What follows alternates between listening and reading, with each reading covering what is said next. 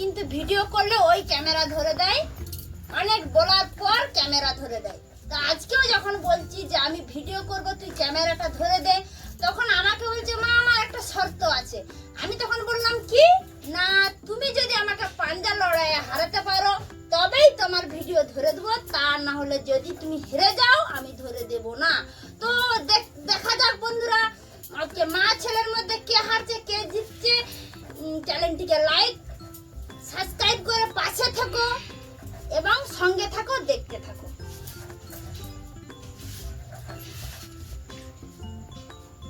কে cheating করছে তোমরা comment করে একটু জানাবে। 1 2 3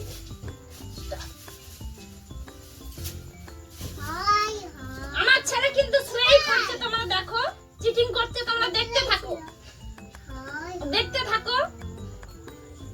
চিটিং নাই বন্ধুরা তোমরা অবশ্যই জানাবে আমাকে কমেন্ট করে।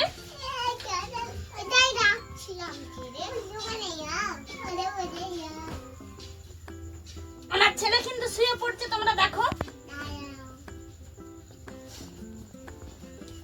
মা ছেলের মধ্যে যুদ্ধ দেখতে থাকো।